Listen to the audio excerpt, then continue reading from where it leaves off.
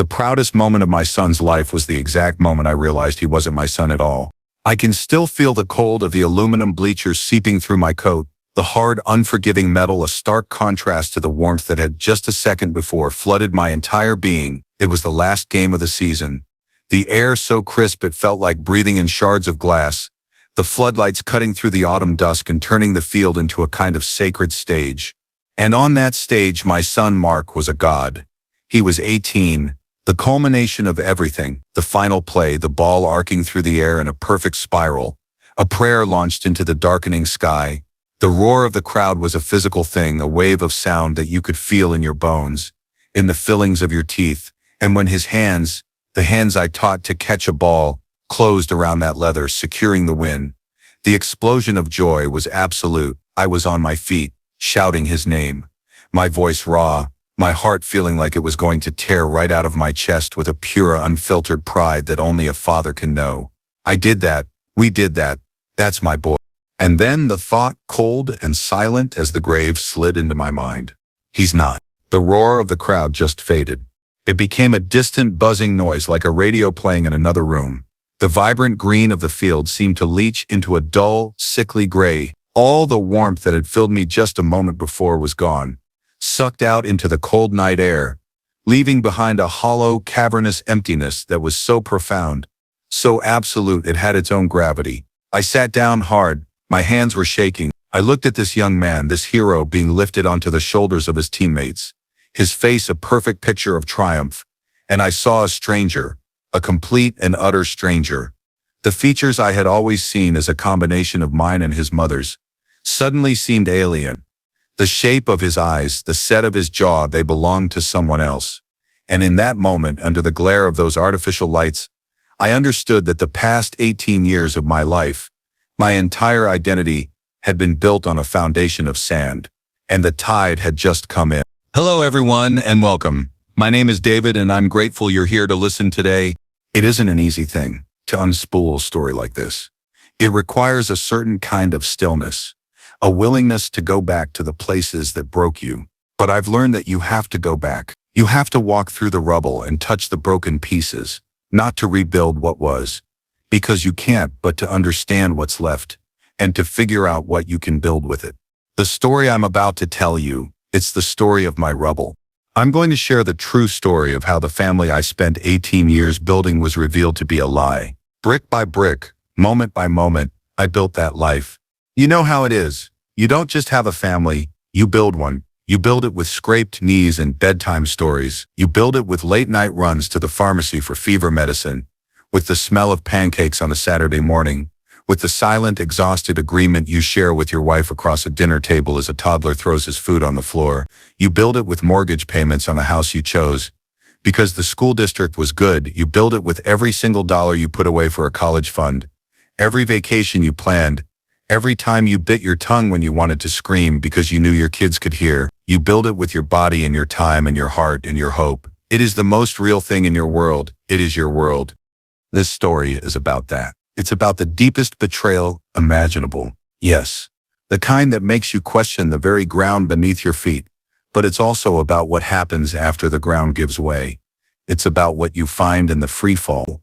It's a story about discovering what it truly means to be a father. We think we know what that word means. We associate it with biology, with legacy, with blood.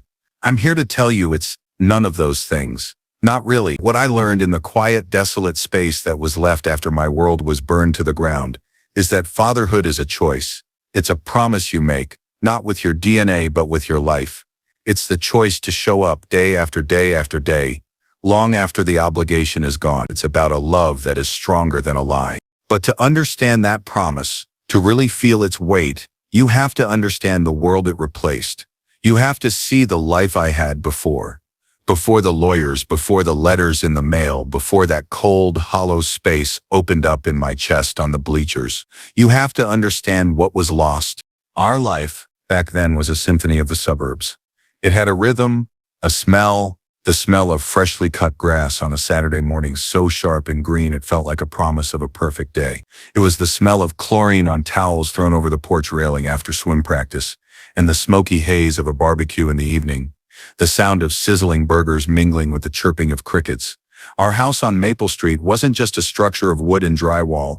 It was the container for our entire world. It was a living thing, breathing with the sounds of life. The rhythmic metronomic thump of a basketball on the driveway was the beat of our afternoons, a sound so constant I only ever noticed when it stopped. The muffled explosions of a video game from an upstairs bedroom, the chaotic laughter of my youngest son Daniel as he wrestled with the dog in the hallway. It was the background music to my life, and I thought the song would play forever. My identity, my entire sense of self, was woven from the threads of those three boys. I was an engineer by trade, but that was just a title, a function I performed from 9 to 5 to earn the money that fueled my real job. My real job was being a father. My name wasn't David Chen. It was Mark, Luke, and Daniel's dad. That's who I was at PTA meetings, on the sidelines of a soccer game, at the neighborhood potluck. It was the signature on every check, the purpose behind every drop of sweat, the answer to the silent question of who I was in the world. Mark was the first. He was my foray into fatherhood, the one I practiced on. He was built solid, a natural athlete who moved with an easy grace that I, a man who spent his life at a desk, could only marvel at. Our language was action. It was me showing him how to hold a football, my larger hands covering his small ones, positioning his fingers on the laces. It was the hours spent in the backyard, the satisfying thud of the ball hitting his palms, over and over, until the motion was as natural to him as breathing. My pride in him was a simple, visceral thing. When he wore that high school jersey number 12, it felt like he was wearing our family name on his back. I'd be in the stands, wearing a replica, and the connection between us was a tangible line of force. I saw his discipline, his sweat, his quiet determination, and I thought, that comes from me. I believed it. I believed our shared blood gave him that strength, that unbreakable will. Then came Luke. And Luke was a different world entirely. Where Mark was all motion and force, Luke was stillness and thought. He was the quiet one, the observer. He didn't speak the language of sports. He spoke in color and shadow. His world was in the sketchbooks. He filled with an almost frantic energy, his bedroom floor littered with pencils and smudges of charcoal. For a while I didn't know how to connect with him. I was a man of blueprints and stress load calculations. His world of abstract shapes and feelings was foreign territory. But I learned to ask questions not about what he drew but what he felt when he drew it. I remember one afternoon, he showed me a drawing of an old, gnarled tree in our backyard. The way he'd captured the light hitting the bark, it was breathtaking. It made me see something I'd looked at 1,000 times as if for the first time. I took that drawing to a frame shop. When I hung it in the main hallway, the look on Luke's face, it wasn't the triumphant joy of Mark scoring a touchdown. It was a quiet, profound gratitude. A look that said, "You see me." And in that moment, my heart nearly burst. I was the father who could build a bridge into the quiet world of his artistic son. And Daniel was the chaos and the laughter. He was the exclamation point at the end of our family sentence. 14 and filled with a restless energy that kept our house in a constant state of motion. He was the one who left muddy footprints on the clean floor, who knew how to make his mother laugh when she was stressed, who could tell a joke with a timing that was far beyond his years. With Daniel, fatherhood was pure joy. It was teaching him how to ride his bike, my hand on the back of the seat, running behind him, that terrifying, beautiful moment of letting go and watching him wobble away on his own. It was the easy affection. The way he'd still, even at 14, lean against me on the couch while we watched a movie. He was the glue. He was the heart. My life was a carefully calibrated machine of their schedules. I knew that Mark needed a high-protein breakfast, that Luke preferred to be woken up gently, and that Daniel would miss the bus if I didn't stand at the bottom of the stairs and shout his name exactly 3 times. I knew the name of every teacher, every coach, every best friend. My wife Sarah and I were a team. We were the co-managers of this beautiful, chaotic, wonderful project. We'd sit on the back porch some evenings, watching the sun set, the sounds of our boys drifting out from the house, and she'd put her hand on mine, and we'd share a look of such deep, quiet contentment, a look that said, "We did this. Look at what we built." There was no doubt, no hesitation. Our life was good, and it was real. I was a proud man, proud of my work, proud of my home, but most of all, proud of my sons. I was a successful man, not because of the money I made, but because of the family I had. I would go to sleep at night, bone-tired but utterly, completely fulfilled. I knew my purpose. I was Mark, Luke and Daniel's dad. It was the only thing I needed to be. It was everything I was. That was the man I was. That was the world I lived in. Solid, real, and it all ended in a room that smelled of stale coffee and desperation. The world of freshly cut grass and laughter in the hallways, it had already started to crumble. By the time I found myself sitting in that lawyer's office, the symphony of our life had long since devolved into a discordant, painful noise. Sarah and I, we were just two strangers living in the house. We had built together, the space between us filled with a silence that was louder than any argument. The divorce wasn't a single cataclysmic event. It was a slow, grinding erosion of everything we had been, until all that was left were resentment and logistics. We were arguing over furniture, over retirement accounts, over who would get the good set of knives. It was ugly, and it was soul-crushing. But through it all, the one thing that remained sacred, the one thing I thought was untouchable, was the boys. They were my North Star in the wreckage. I was in my lawyer's office. I remember the table had a fake wood grain that was peeling at the corner, and the fluorescent lights above hummed with a low, incessant buzz that vibrated in my skull. My own lawyer, a tired-looking man named Bill, was droning on about something. I was barely listening. I was staring out the window at the gray, indifferent sky, just wanting it to be over. And then a voice cut through the fog. It was Sarah's lawyer, a man with a sharp suit and a smile that never reached his eyes. He leaned forward, placing his manicured hands on the peeling table. "In the interest of formals of all future documents," he said, his voice smooth as oil, "and to ensure there are no ambiguities regarding ongoing child support obligations, we suggest a formal paternity test." The room went silent. The humming of the lights seemed to get louder. Bill, my lawyer, shifted uncomfortably in his chair. I just looked at the man, and then I laughed. It wasn't a happy sound. It was a short, sharp bark of disbelief. It was the most ridiculous, insulting thing I had ever heard. To take our sons, my sons, and reduce them to a legal formality, a bargaining chip in this miserable game. The rage was instant and hot. I felt the blood rush to my face. I wanted to flip the table. I wanted to tell him exactly where he could put his suggestion. But then I looked over at Sarah. She was sitting perfectly still, her face a pale, unreadable mask. She wouldn't meet my eyes. She was just staring at a fixed point on the wall behind my head. And I thought, fine, this is how low we've sunk. This is the game she wants to play. So be it. I looked back at her lawyer, the laugh gone from my voice. Fine, I said, the word clipped and cold. Do it. Send me the paperwork. Let's get it over with. I said it, with the casual arrogance of a man who knows the answer. For me, it was just another tedious, insulting hoop to jump through before I could get on with my life. It meant nothing. The kid arrived a few days later. A sterile and personal box. The whole process was clinical and strange. A series of swabs and plastic bags that felt more like a science experiment than anything to do with my own children. I sent it off without a second thought, and the miserable business of the divorce continued. A week later, the email came. I was at my desk at work, trying to focus on a set of structural blueprints. It was a normal Tuesday. The coffee on my desk was getting cold. I was thinking about what to make for dinner for Daniel, who was staying with me that week. And then the notification popped up on the bottom of my screen. The sender was the lab. The subject line was just 4 words. "Your test results are ready." My heart didn't start pounding. Not at first, it just stopped. For a single, frozen beat, there was nothing. Then it started again, but with a different rhythm. A low, heavy, percussive thudding that I could feel in my throat, in my ears.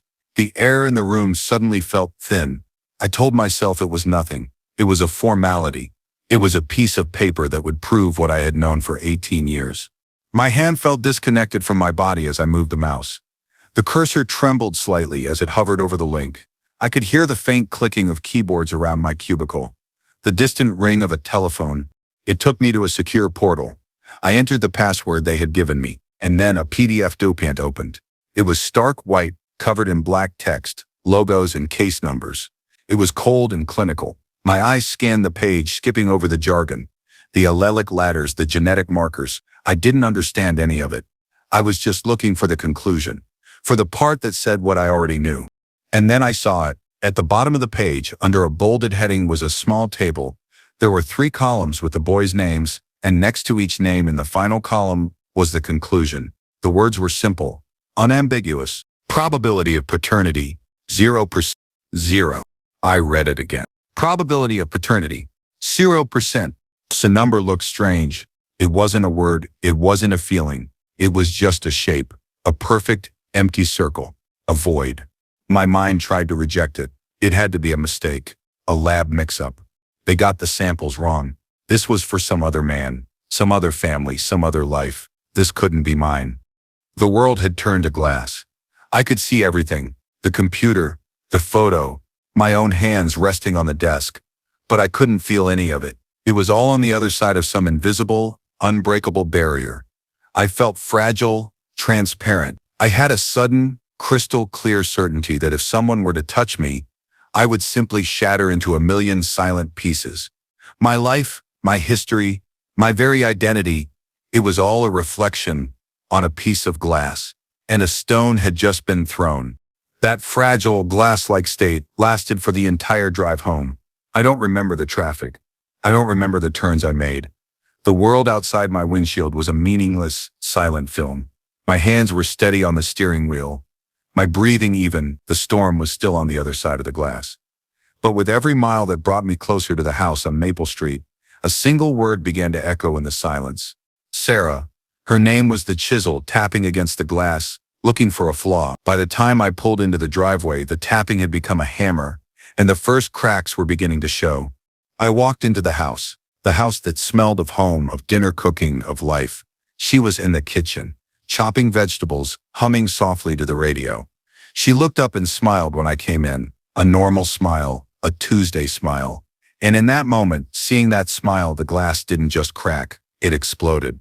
I didn't say anything. I just walked over to the kitchen island and placed the single sheet of paper from the lab on the countertop, right next to the cutting board. I pushed it towards her. She looked down, her brow furrowed in confusion. I watched her eyes scan the page. I watched the color drain from her face. I watched her hand, the one holding the knife, begin to tremble. The smile was gone. The woman I had known for 20 years was gone. In her place was a stranger, a cornered animal with terrified eyes. "David," she started, her voice a thin whisper. "Just tell me," I said. My own voice sounded alien, a low, dead thing. "Just tell me the truth." And then the dam of 18 years broke. The tears came, the frantic, gulping sobs. The excuses poured out of her, a torrent of pathetic, hollow words. She was young, she was stupid. She was scared. She didn't want to lose me. She loved me. She always loved me. The words meant nothing. They were just noise. The static of a life that was no longer mine. Each excuse was another shovel of dirt on the grave of the man I had been. I wasn't listening to her words. I was watching the last 2 decades of my life being rewritten before my eyes as a pathetic lie. The screaming started then. I don't know who started it. Maybe it was me, a raw, ragged sound torn from a place of absolute agony. The sound of a soul being ripped in half. It was all a blur of accusations and weeping, a chaotic, ugly storm that raged through the heart of our home, breaking everything it touched. And then, the worst part, the part that I will carry with me to my grave. We had to tell the boys. We called them downstairs. The 3 of them, drawn from their separate worlds by the sounds of war, came into the living room with cautious, worried faces. They saw their mother's tear-streaked face, my rigid, shaking posture. The silence in that room was suffocating. It was the silence of a hospital waiting room, thick with dread. I tried to speak, but the words wouldn't come. It was Sarah who finally choked them out. A mangled, incoherent confession of betrayal and deceit. I watched my sons' faces as the meaning of her words slowly dawned on them. I watched their world, the one I had so carefully built and protected, collapse in real time. Mark, my eldest, my athlete, the one I thought was forged from my own strength, was the first to break. His confusion hardened into a dark, ugly rage. His face, which I had always known, became a mask of contempt. He looked at me, then at his mother, as if he'd never seen us before. "So what does that mean?" he spat, his voice shaking with fury. "My whole life, it's a joke?" He didn't wait for an answer. He turned and stormed out, the slam of the front door echoing through the house like a gunshot. A part of me went with him. Luke, my quiet, watchful son, did not explode. He imploded. He visibly shrank, folding in on himself as if to ward off a physical blow. His face went blank, all the light and life draining out of it, leaving nothing behind. He was an artist, and the masterpiece he had believed was his life had just been revealed as a forgery. He stood up, not looking at either of us, and walked silently up the stairs to his room. The soft click of his bedroom door closing was a sound of absolute finality. He had retreated to a place I could no longer reach. And Daniel, my youngest, my funny happy boy, he didn't understand, he just knew that our world had ended. He looked back and forth between me and Sarah, his face crumpling, and he just started to cry. Not with anger, but with the heartbreaking, desolate sobs of a child who was completely and utterly lost. His foundation had crumbled to dust and he didn't know which piece of the rubble to cling to. After they were gone, one out of the house, one to his room, one lost in his own roof, the house fell silent. But it wasn't a peaceful silence. It was the dead, heavy silence of a tomb. I stood in the middle of our family room, surrounded by the ghosts of 1,000 happy memories that were now all tainted. All lies. The house was no longer my home. It was a mausoleum. The next few days were a waking nightmare. I slept in the guest room. We were ghosts, haunting the hallways of our own lives. Not speaking, not looking at each other. The air was thick with unspoken words and unshed tears. The final absolute end came that Saturday. It was the day of Mark's championship game, the one I had been looking forward to all year. I don't know why I went. A habit, maybe. A masochistic need to see the final nail hammered into my coffin.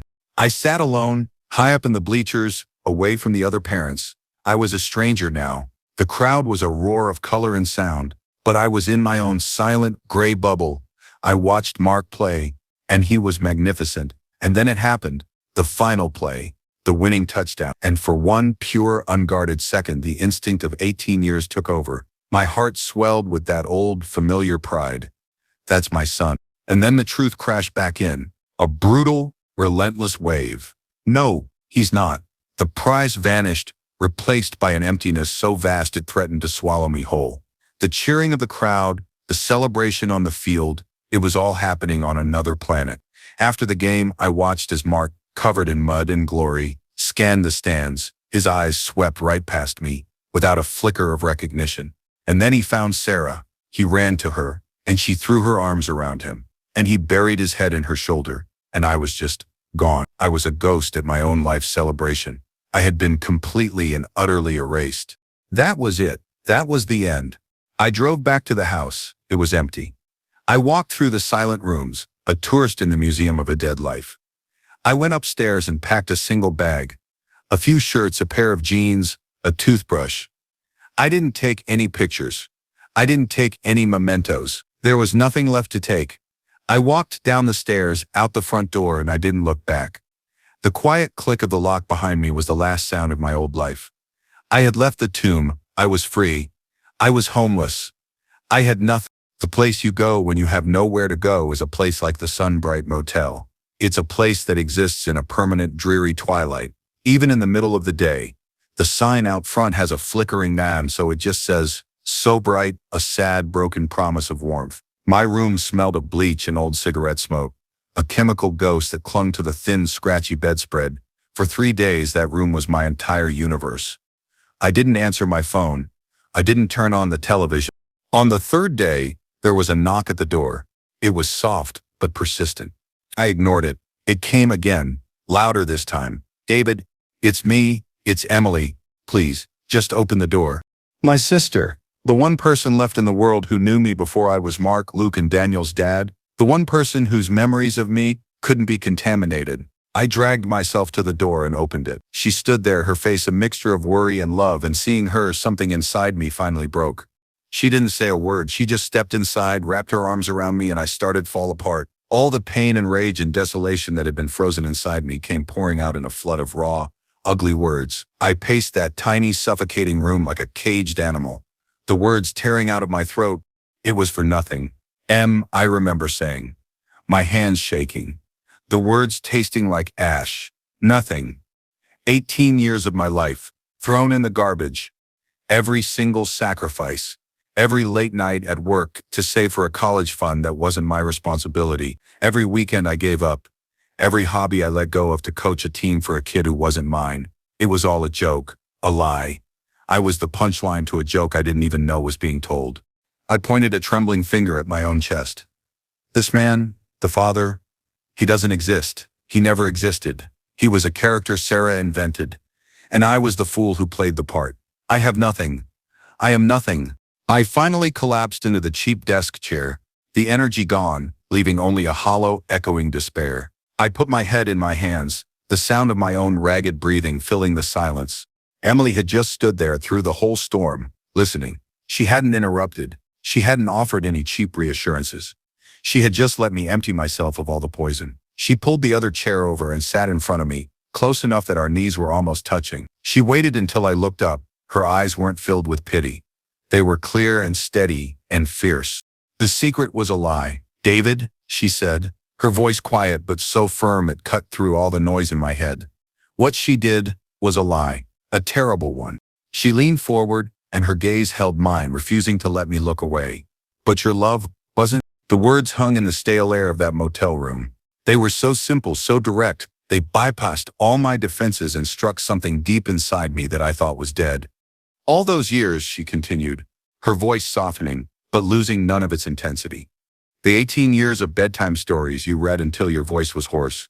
The scraped knees you cleaned and bandaged, the night you stayed up until 3 a.m, helping Luke finish his science project, because he was panicking. The advice you gave Mark about that girl he liked. The way you taught Daniel how to throw a curveball. That was real.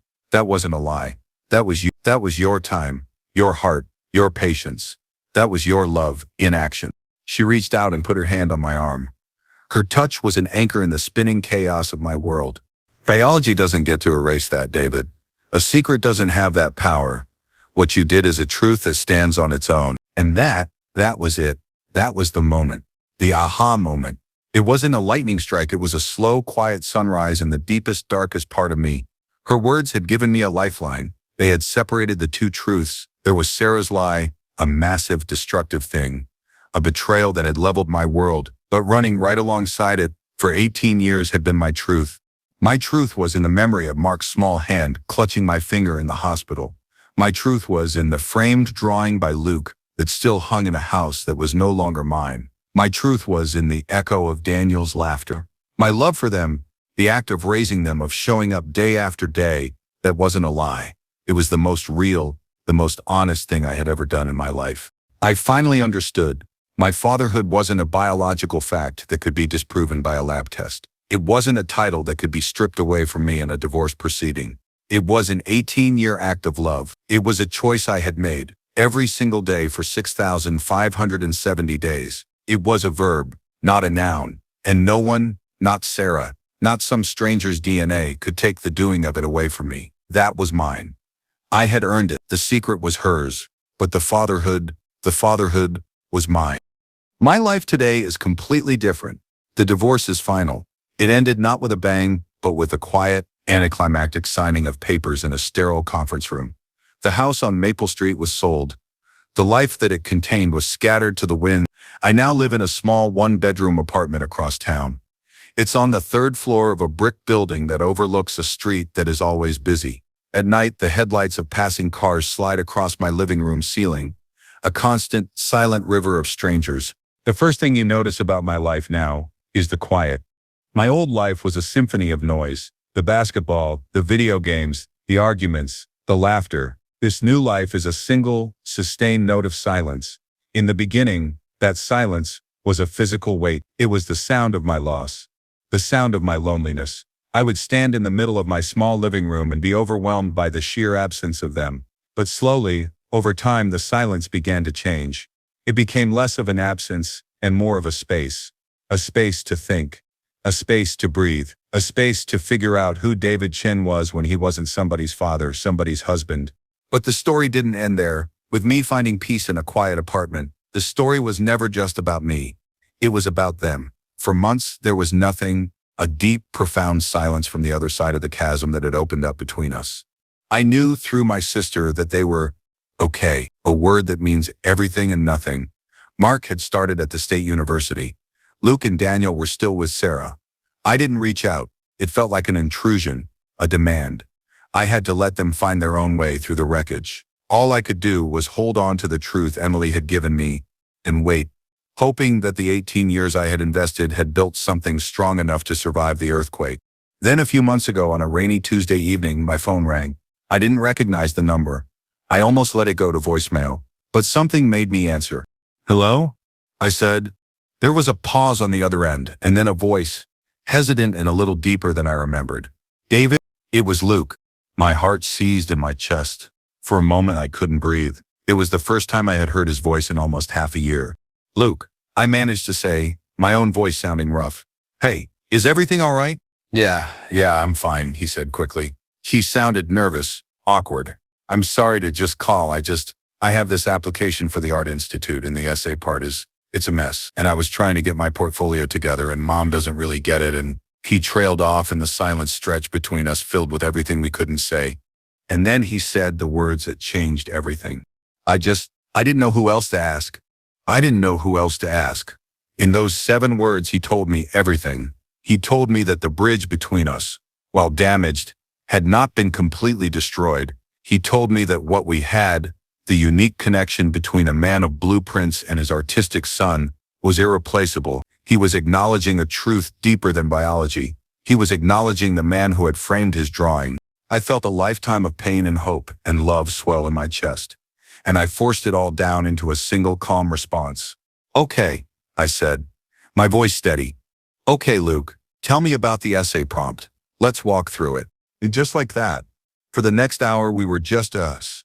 I sat at my small kitchen table, and he sat in his bedroom miles away, and we talked about his art, about what he was trying to say with his pieces.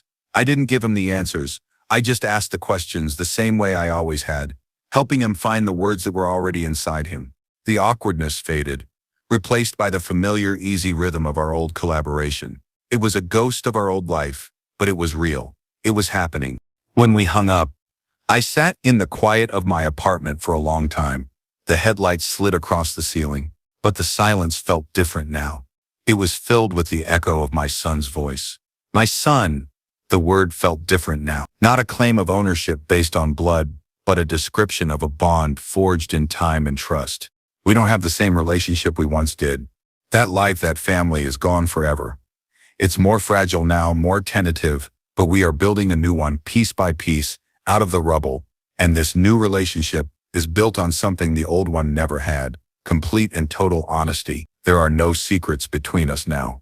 He knows who I am, and he knows who I am not, and he still called.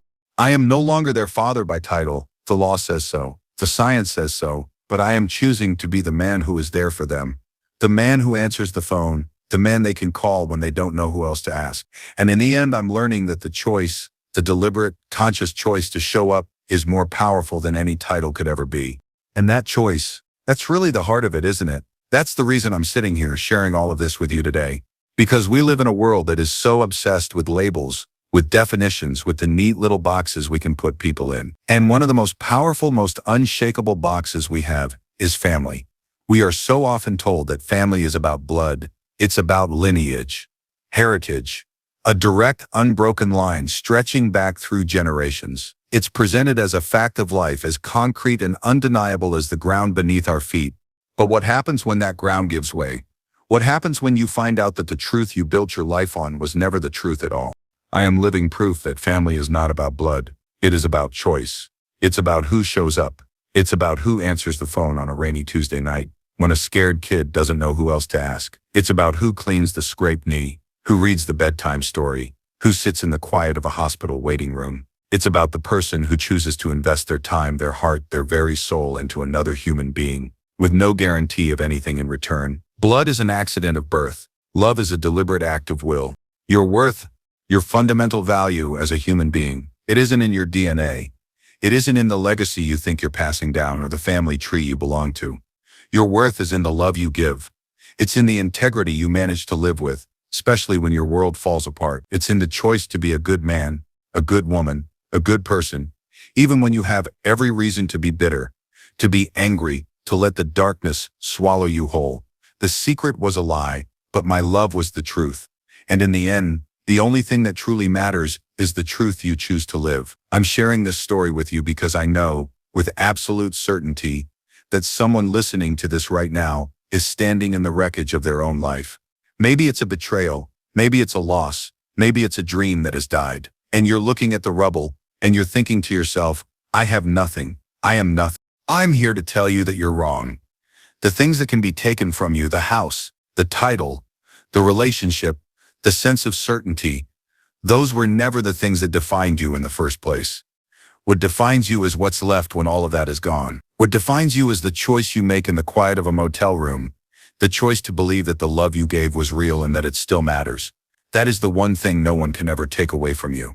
But before we go, I feel like I need to share one last thing, a final scene, because it's one thing to talk about these lessons in the abstract, and it's another thing to show you the moment that the lesson becomes real, the moment it stops being a theory for survival and becomes the foundation of a new life.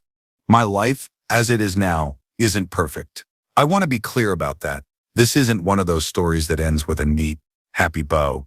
I never remarried. I live in the same small apartment. I don't have the big house with the basketball hoop in the driveway. There are no noisy, chaotic family dinners that fill the space with warmth. Most nights, my dinner is a quiet affair for one. By all the metrics of the life I used to have, I have less. So much less.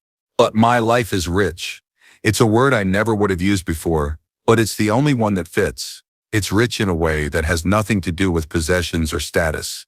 My relationships with the boys, they're not what they were. They are fragile. They are marked by a scar that will never fully fade. But they are authentic. They are built on a foundation of choice now, not on the comfortable, unexamined bedrock of obligation. Every conversation, every visit is a deliberate act. It's a choice we all make every single time to continue to be in each other's lives.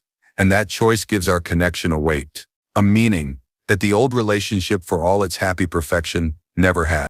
I've come to understand that losing the illusion of a perfect family, as painful as it was the only way I could ever find these real, honest connections. The illusion was a beautiful, comfortable cage, and I never would have left it on my own. It had to be burned to the ground, and in the ashes I found something true. The final emotional proof of that came just a few weeks ago. I was having coffee with Mark. He's 22 now, a young man with a quiet confidence that has replaced the angry, wounded pride of his teenage years.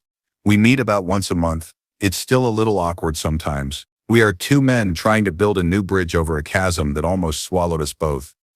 We talk about his classes, about his job, about the mundane, simple things that make up a life. We were sitting in a small, quiet cafe, the air filled with the smell of roasted coffee beans. He was stirring his cup, the spoon making a soft, clinking sound against the ceramic.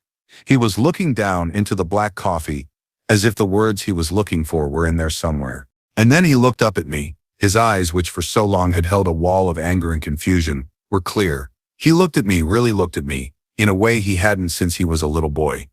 "You know," he said, his voice quiet but steady, "for a long time I was just so angry at her, at the world, at you, for some reason." He took a breath. "But lately I've been thinking, and I'm glad I know the truth." I just listened, my heart a tight, painful knot in my chest. He looked me straight in the eye. "Because now I know you didn't have to be there for me," he said. "You didn't have to do any of it. Not the coaching, not the driving lessons, not the long talks when I screwed up. After you found out, you could have just walked away, and no one would have blamed you." He leaned forward slightly, his gaze unwavering. "But you didn't. You still answer the phone. You're still here. You still show up." And in that moment, in that quiet coffee shop, something inside me that had been broken for years finally, irrevocably, healed. The pride I felt that night on the football field, the pride I thought was the pinnacle of fatherhood, was a cheap imitation. It was a flickering candle compared to the sun that was rising in my chest. That old pride was tied to an accomplishment, to a victory, to biology. This was different. This was grace. He was no longer my son by blood. He was my son by choice. His choice. And in that moment, freed from any hint of obligation or biological imperative, I felt more like a father than I ever had before. That single, honest moment of connection was worth more than all the 18 years of the beautiful lie. It was real. It was earned. It was ours. I'd love to hear your thoughts. We've all had our lives touched by this in some way.